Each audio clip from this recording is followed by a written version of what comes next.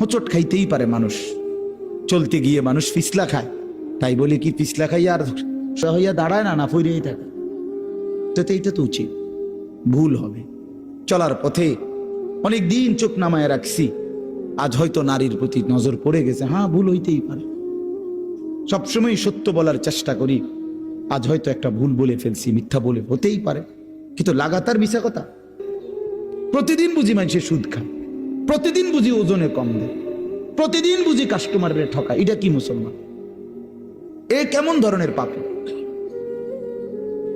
30 বছর বুঝি প্রত্যেক দিন টেলিভিশন চলবে আপনার ঘরে, প্রতিদিন আপনার ঘরে নিয়ম মাফিক নাচ গান নর্তকের ছবি চলবে, আপনাদের আখিরাত নাই? আপনার বিবি বাচ্চার আখিরাত নাই? তো এরা মরলে কোথায় যাবে? এদের পরিণতি কি হবে? আর আমি বাবা হিসাবে, অভিভাবক হিসাবে কি দায়িত্ব পালন করলাম? খাট পালং আর সোফা, ফার্নিচার, কাঁচের প্লেট আর নুনের বাটি, এটাই ছিল জিম্মাদারি না? একজন মুসলমানের দায়িত্ব তার স্ত্রী সন্তানের জন্য এই শুধু খাট পালং আর সোফা ফার্নিচার ব্যবস্থা করা, এই তো না? বলেন না বাবা, বলেন তো কি দায়িত্ব ছিল? কোরআন শরীফে আছে, ওয়া'মুর আহলাকা বিস-সালাহ ওয়াসতাবির আলাইহা। আল্লাহ তাআলা বলেন, নবী আপনাকে বলছি, প্রতিটা বান্দাকে ঈমানদার বলে দেন, হে ঈমানদার, তোমরা প্রত্যেকেই নিজ নিজ পরিবারের সদস্যদেরকে নামাজের আদেশ করো। এই যে জিম্মাদারি, আপনার দায়িত্ব কি আল্লাহ বলছে, ওয়াসতাবির আলাইহা, এবং তুমি নিজেও নামাজের উপরে মজবুত থাকো। তো বাত্তারকারী আল্লাহ বলে, লা নাসআলুকা রিজকা, তোমাদেরকে রিজিক দেওয়ার জন্য আমি তোমাদের কারো সাহায্য আমার লাগবে না। নাহনু নারযুকুকা, আমি একাই সকলকে রিজিক দেব। কি সুন্দর কথা! মানে বিষয়টা আমি দেখব, ভাতের ফিকির আমি করব, রিজিকের ফিকির আমি করব, তুমি সেজদার ফিকির করো, স্ত্রী সন্তানের ইবাদতের ফিকির তুমি করো, ওদের ভাত তরকারির ফিকির আমি করব।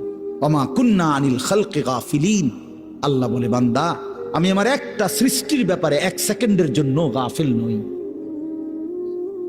সাতবক জমিনের নিচে যেই পিঁপড়া হাঁটে, 7 আসমানের উপরে যেই ফেরেশতা হাঁটে, আমি দুইটাকেই সমান নজরে দেখি, একই মুহূর্তে দেখি, একই মুহূর্তে দেখি।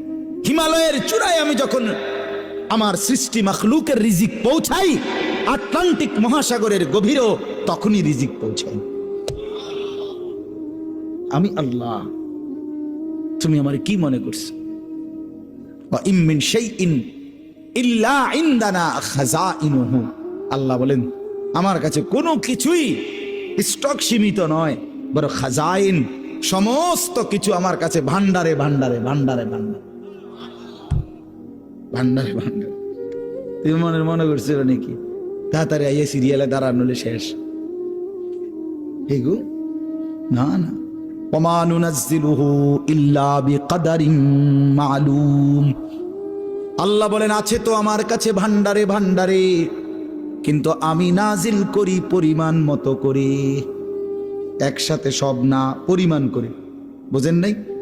আমি বুঝে কই, মনে করেন আমরা যে অনেক মানুষের চিন্তা বয়স্ক মাঝ বয়সী লোকের, আরে আমি দেখতে যদি ঘর দুয়ার টাকা পয়সা বাইল করে দিয়ে যেতে না পারি, ফোলাগারে বিদেশ পাঠাইয়া যেমনে পারি, সুদে পারি, কিস্তিতে পারি, হ্যাঁ আমি থাকতে যদি জিফুতের লেগে কিছু ঘর দুয়ার টাকা পয়সার ব্যবস্থা করে দিয়ে যাইতে না পারি, আমি মূল্যে আহারে তারা কিনবো।